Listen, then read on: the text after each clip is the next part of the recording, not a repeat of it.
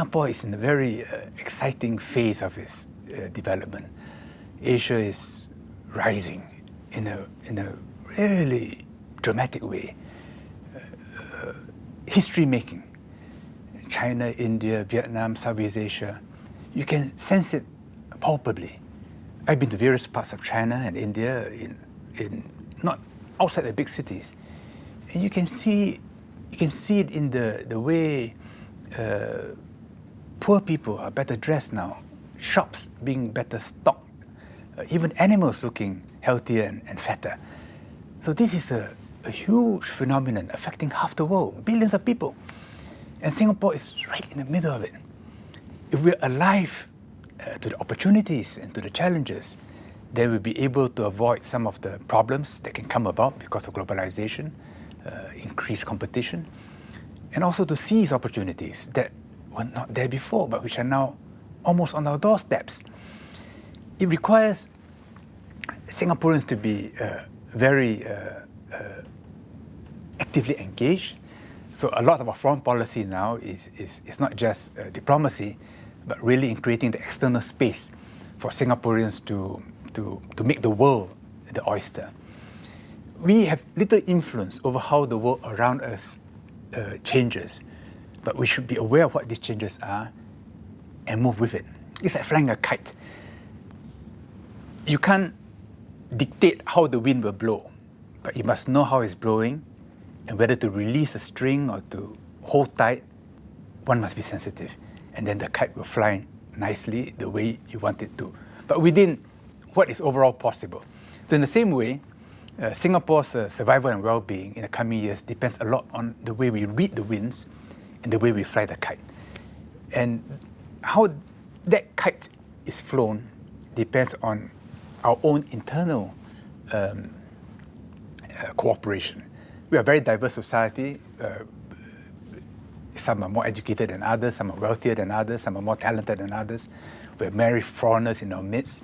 We're also divided by race, by religion, and sometimes by language.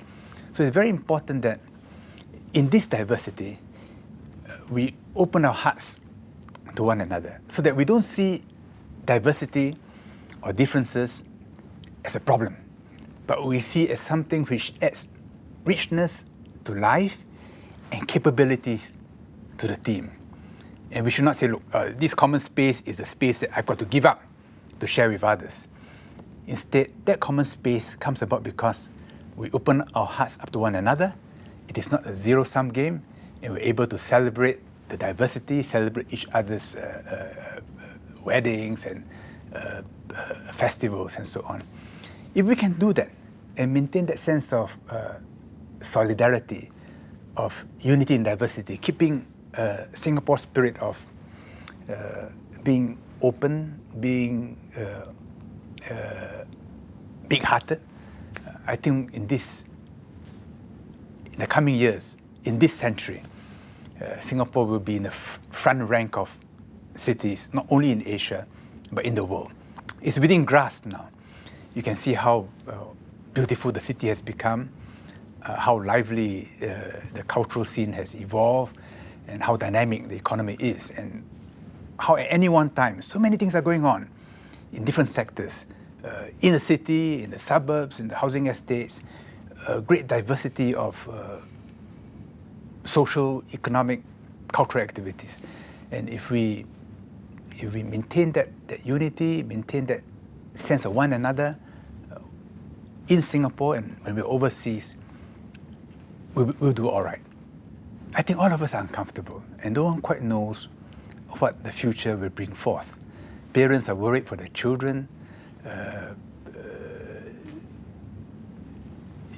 In schools, in the workplaces, you know that while you may have done well in the past, it doesn't mean you'll do well in the future because the competition is relentless. What we are doing here, what we are good at, others are imitating and trying to exceed, and they may succeed in doing so. So there's no escaping the change. We can't somehow lock up Singapore and transport ourselves away from the world. That's not possible. The kite cannot avoid the winds of change. as the boat cannot avoid the waves that engulf us. More importantly, to be objective, to study what's happening, and to say, look, okay, this is what we are, this is what we're capable of, these are the conditions, make the adjustment. It can be scary for individuals, for groups, for companies because of the competition. But if we have that solidarity, that sense that, look, I'm not alone in this journey. There are others with me. If I trip and fall, others will pick me up. If they trip and fall, I'll pick them up. And together we travel as a team, looking out for one another, helping one another, even as some will do better than others.